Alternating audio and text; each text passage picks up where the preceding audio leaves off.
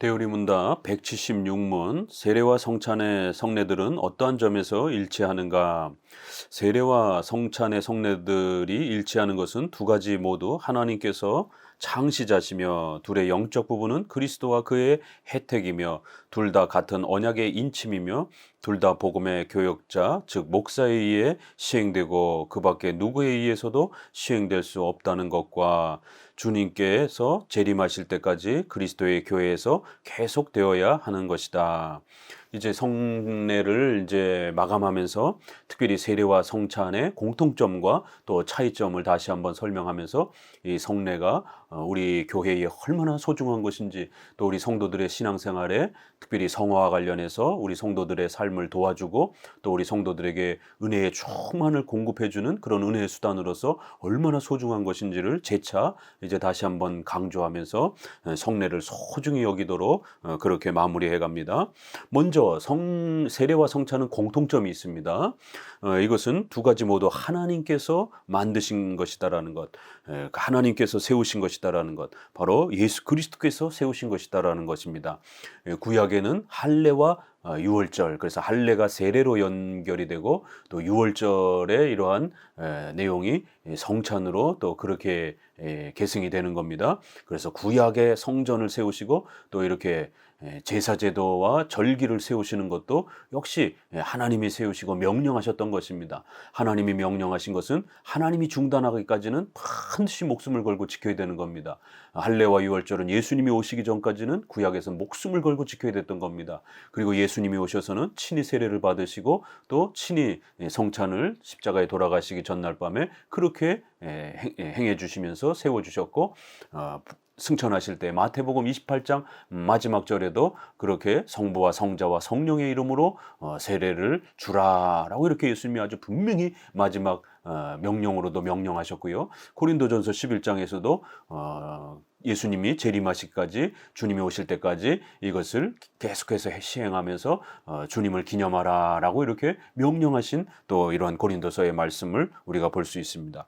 이 모두 하나님이 만들어 주신 것이다라는 것, 하나님이 제정하셨다라는 것. 그러면 이제 특별히 세례와 성찬은 구약 이후에 신약부터 이제 그리스도의 재림 때까지 계속적으로 행해져야 되는 가장 소중한 교회의 예식이라는 겁니다.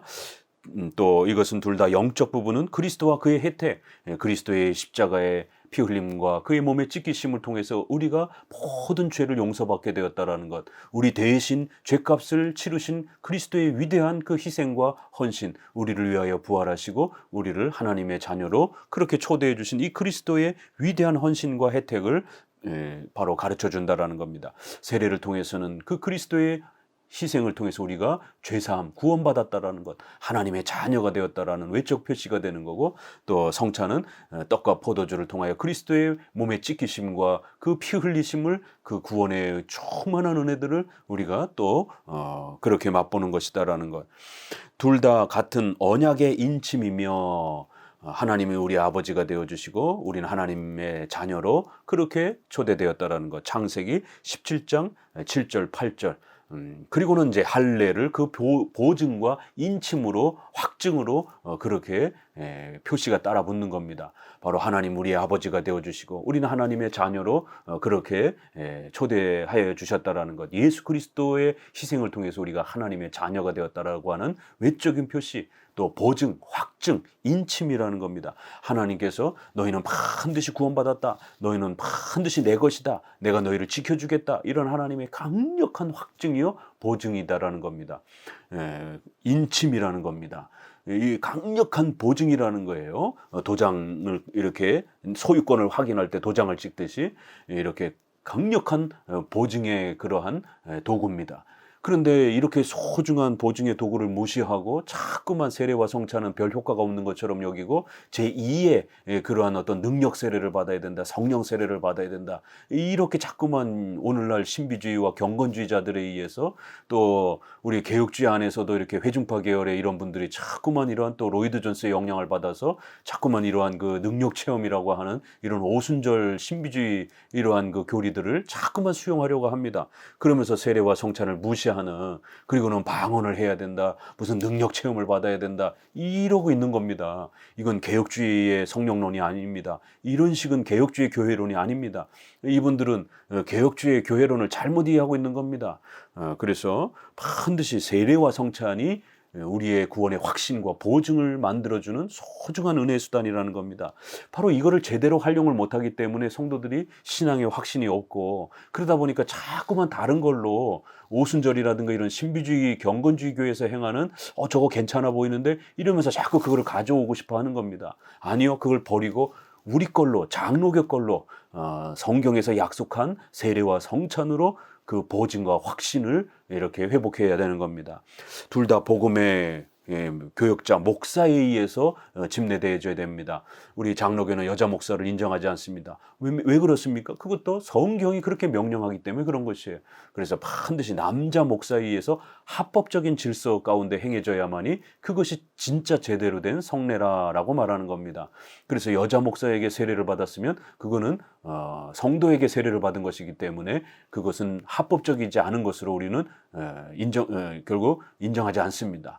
그건 비성경적인 것이기 때문에 그건 다시 세례를 받아야 됩니다. 이런 우리 장로교회의 원리를 잘 이해하셔야 됩니다. 목사에 의해서만 시행되는 겁니다. 이건 장로에게도 준 것이 아닙니다. 목사만이 집례할 수가 있습니다. 그 밖에 누구에 의해서도 시행될 수 없다는 것과, 이게 한 번 더 강조하죠. 절대로 일반 성도에 의해서 집례되어서는 안 된다. 목사가 잘나서가 아닙니다. 하나님이 그렇게 정하신 거예요.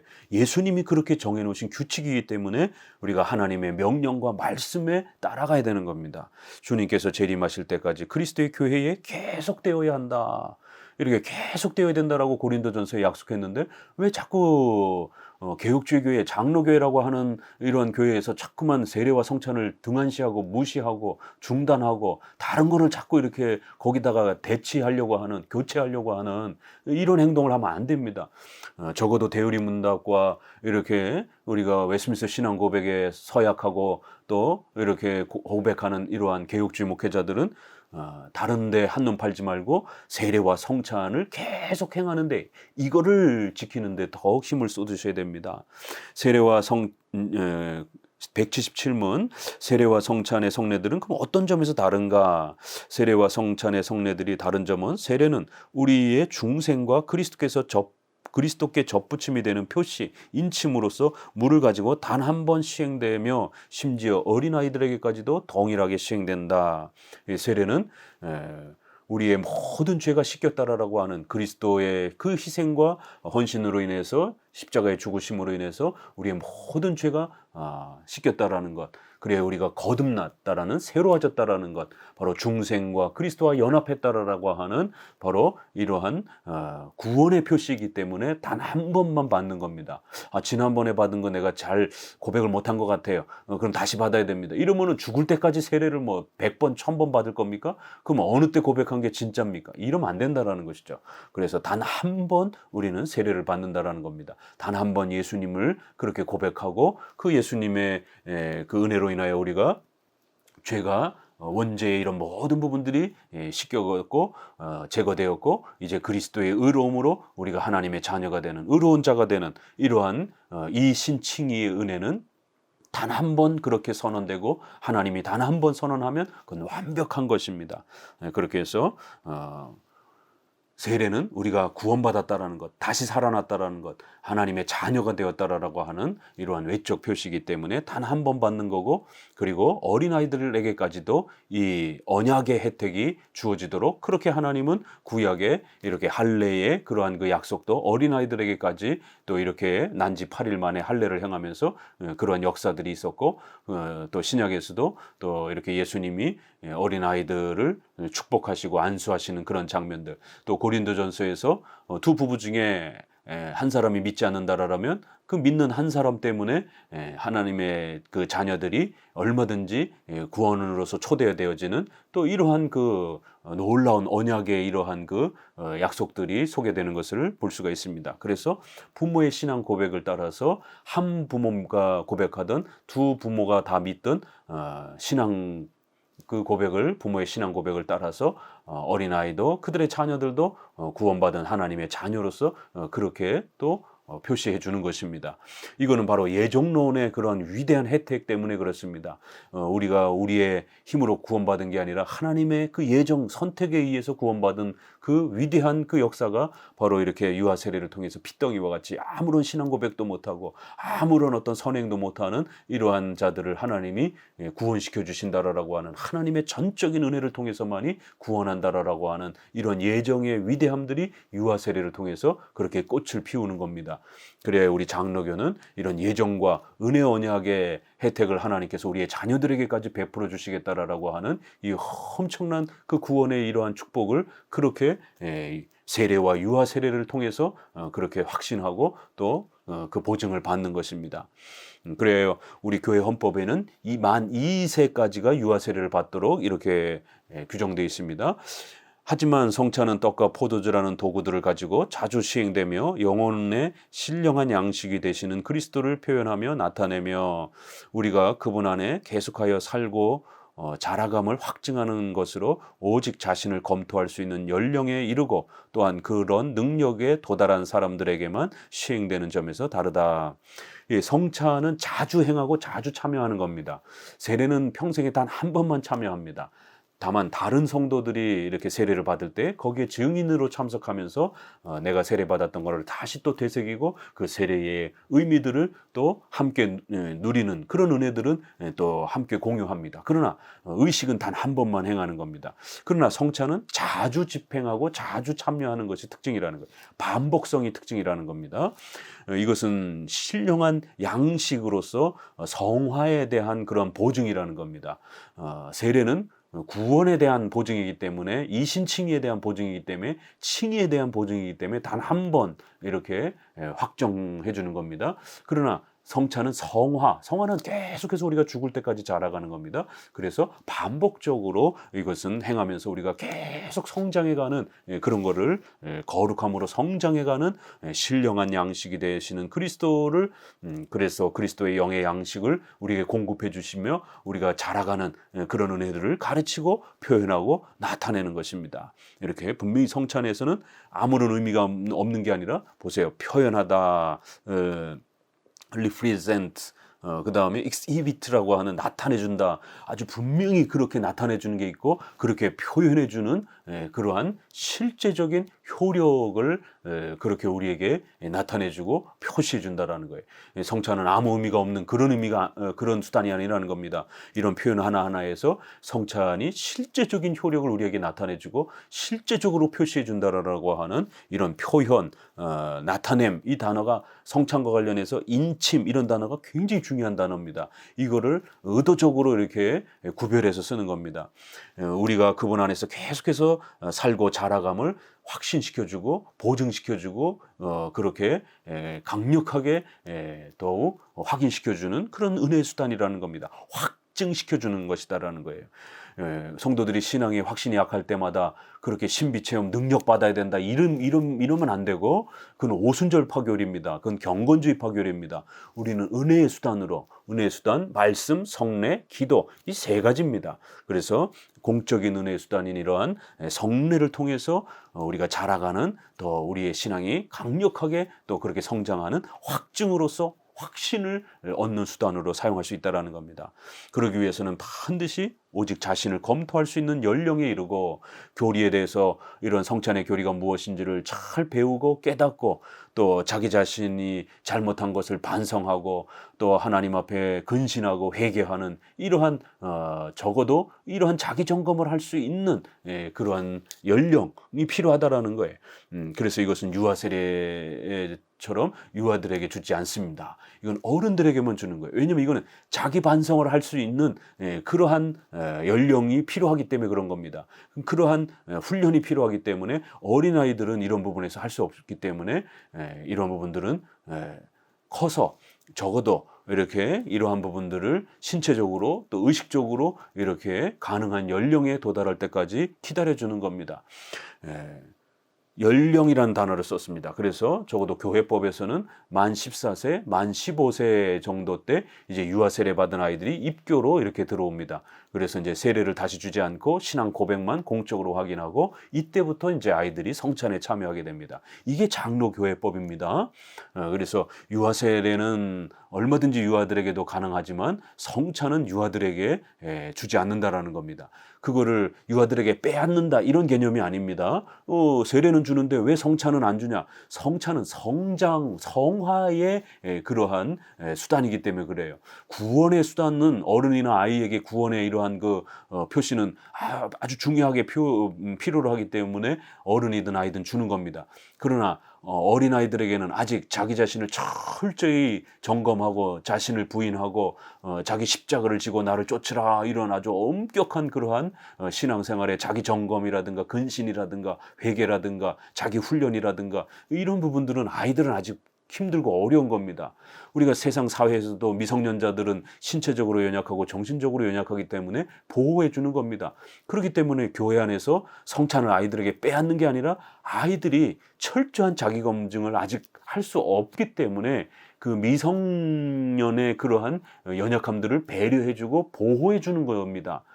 그래서 그 적정한 연령이 이르기 전에는 성찬에 참여하지 않도록 그렇게 막아주는 겁니다. 그래서 아이들이 조금 잘못하고 이런 부분들은 긍휼히 여겨주는 거예요. 아이들이니까 잘못하고 실수할 수 있는 겁니다. 그러나 이제 어른들은 엄중하게 꾸짖고 책망하면서 이렇게 또 징계도 하고 그러는 겁니다. 그러나 아이들은 아이들이기 때문에 좀 더 많이 배려해주고 보호해주는 거예요. 그런 차원에서의 배려지 왜 아이들한테는 성찬을 뺐느냐 이런 접근으로 사고하시면 안 됩니다. 또한 그러한 능력에 도달한 사람, 어른들도 교리에 무지하거나 또 자기 반성과 이런 죄를 심각하게 짓고서는 자기 반성을 하지 않는 이런 사람들은 장로님이나 당회가 이렇게 살펴보고 당의 권한으로 성찬에 참여하지 못하게 합니다. 근신하도록 합니다. 하물며 어른들도 성찬에 때로는 우리가 참여할 수 있는 자격을 못 갖췄을 때는 참여를 못하도록 배제시킵니다. 하물며 아이들이겠느냐 말이에요.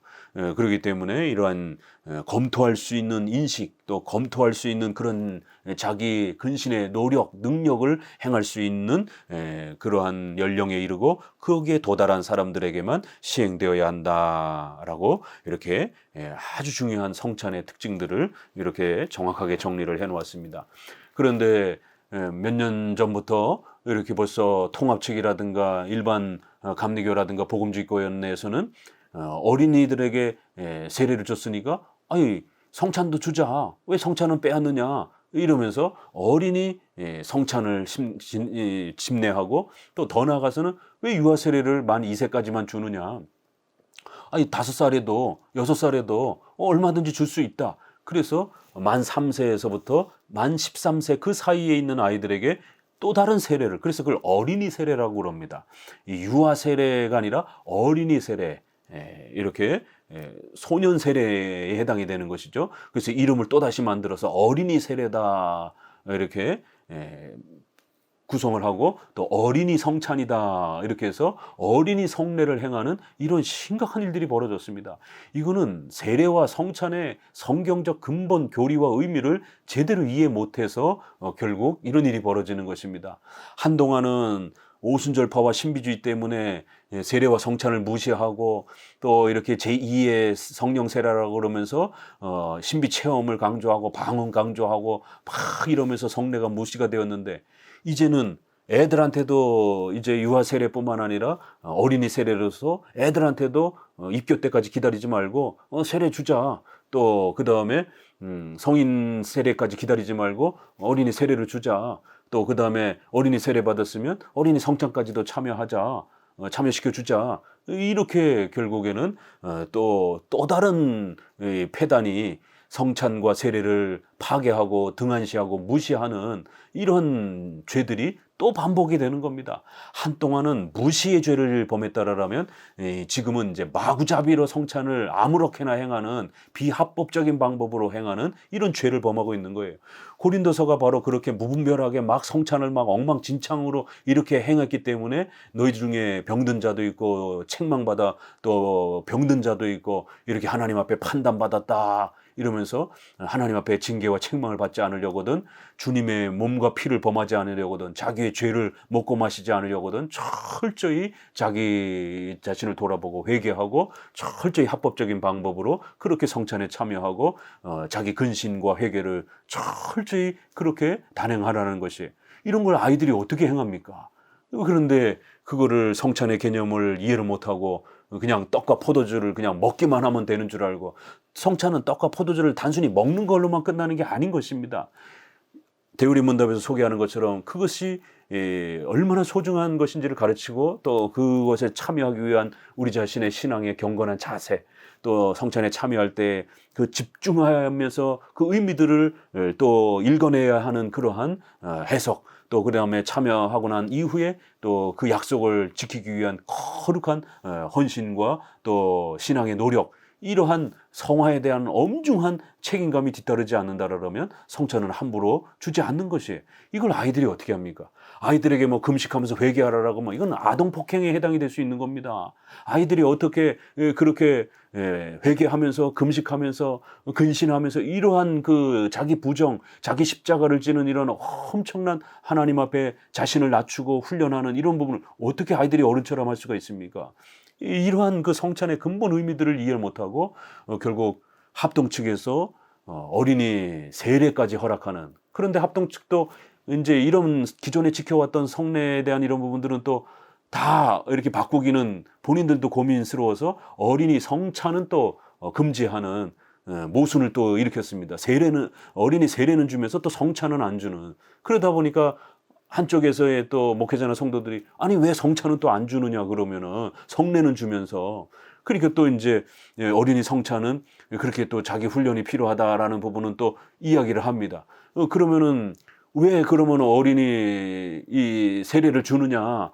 유아 세례만 성경에서 명백하게 표시되어 있고 그 중간의 나이가 소년들이 어린이가 세례받은 그러한 연령의 이런 부분들은 없습니다, 성경에. 그렇기 때문에 우리는 장로교는 유아 세례만 강조하는 겁니다. 성경이 그렇게 약속하고 있기 때문에 그런 것이에요.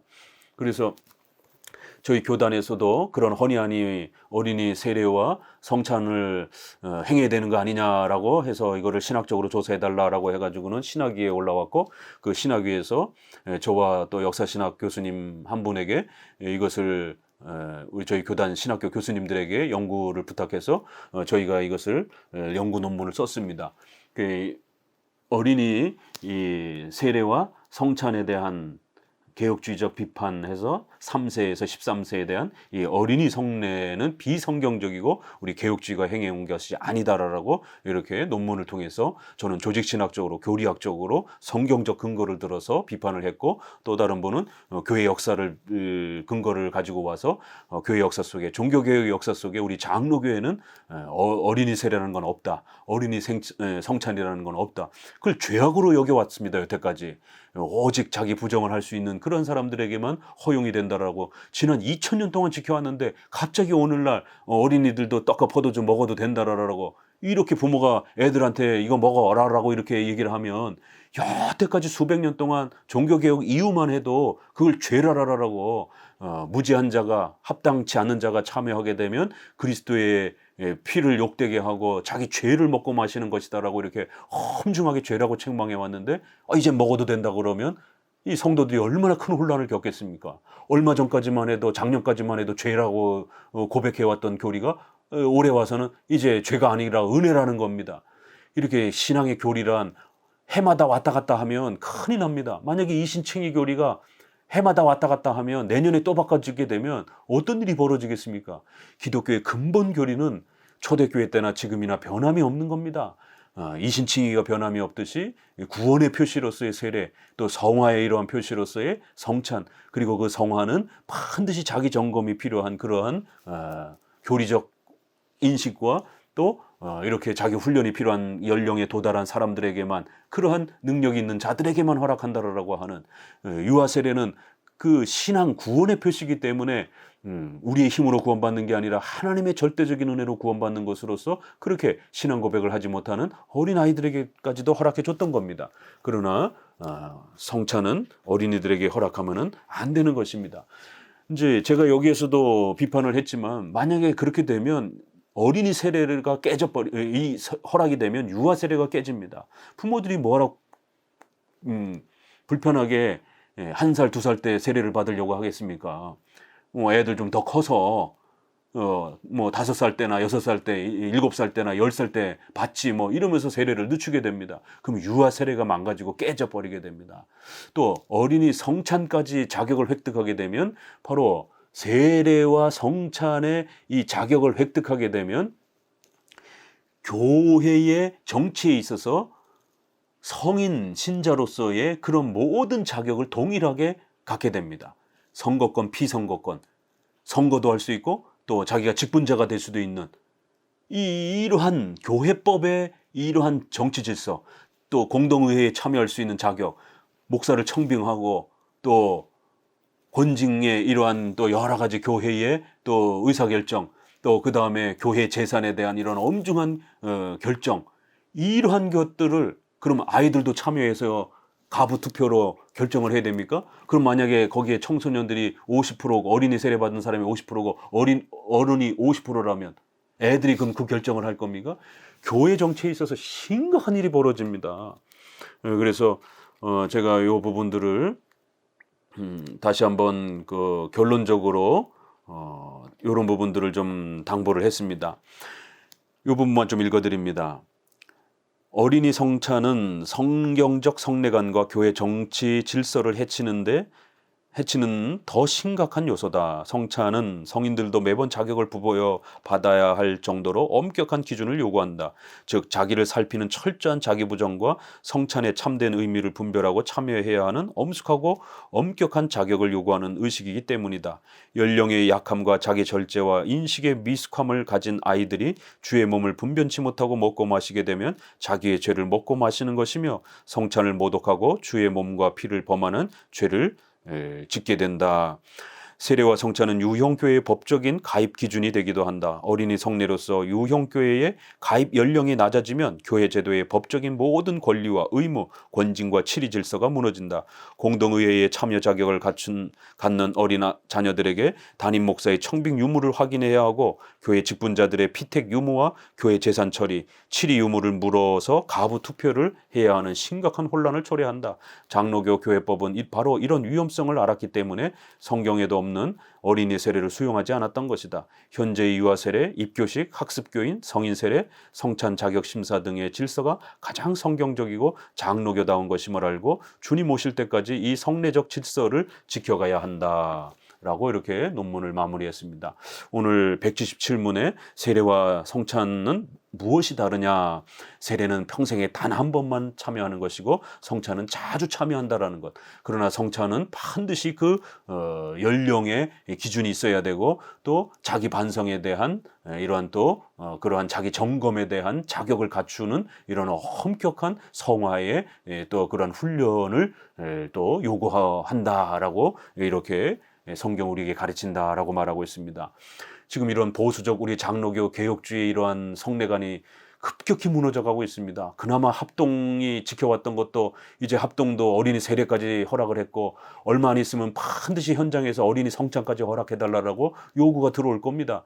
그러면은 통합 측처럼 어린이 세례와 성찬 다 허락하게 되는 이런 일이 벌어집니다. 참으로 심각한 일들이 이렇게 자꾸만 벌어집니다.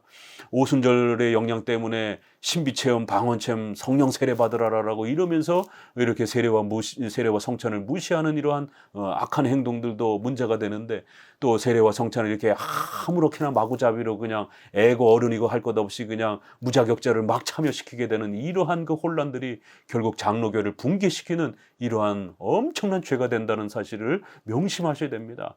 오늘 이 대우리 문답을 통해서 함께 성례를 배운 우리 목사님들, 성도들 꼭 우리 장로교회의 세례와 성찬을 꼭 지켜내시고 왜 우리 종교개혁자들이 마지막까지 목숨을 걸고 교회 개혁에 있어서 이 성찬 부분을, 성례 부분을 그토록 끝까지 개혁하려고 그렇게 고민하고 헌신했는지를 다시 한번 깨달으시면서 오늘 우리 시대의 성경적 성례를 지켜가시기를 간곡히 부탁드립니다. 감사합니다.